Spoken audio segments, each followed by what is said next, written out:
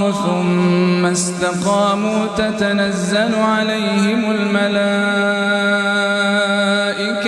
ألا تخافوا ولا تحزنوا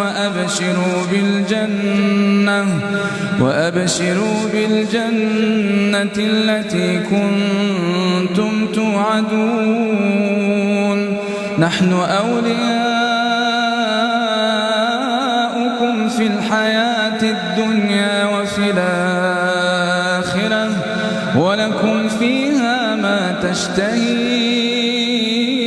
أنفسكم ولكم فيها ما تدعون نزلا من غفور رحيم ومن أحسن قولا ممن دعا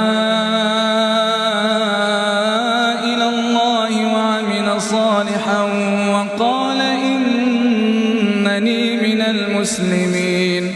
ولا تستوي الحسنة ولا السيئة ادفع بالتي هي أحسن فإذا الذي بينك وبينه عداوة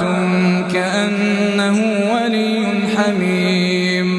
وما يلقاها إلا الذين صبروا وما يلقاها إلا ذو حظ عظيم وإما ينزغنك من الشيطان نزغ فاستعذ بالله إنه هو السميع العليم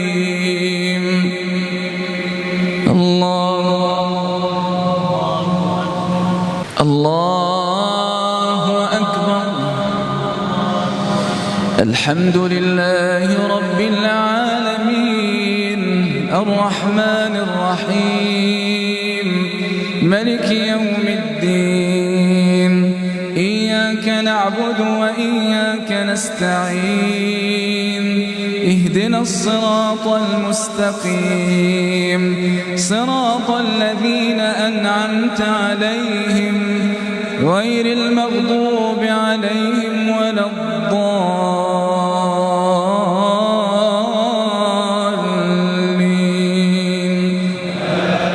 آمين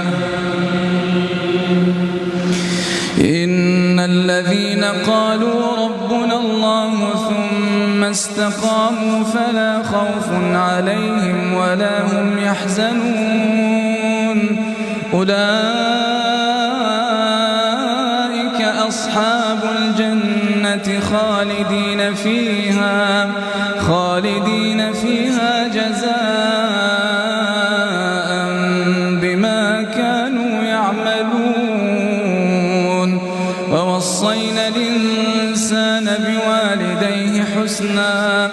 حملته أمه كرها ووضعته كرها وحمله وفصاله 30 شهرا حتى إذا بلغ أشده وبلغ 40 سنة قال رب أوزعني أن أشكر نعمتك التي أنعمت علي وعلى والدي وأن أعمل صالحا ترضاه وأصلح لي في ذريتي إني تبت إليك وإني من المسلمين أولئك الذين يتقبل عنهم أحسن ما عملوا ويتجاوز عن سيئاتهم في أصحاب الجنة وعد الصدق الذي كانوا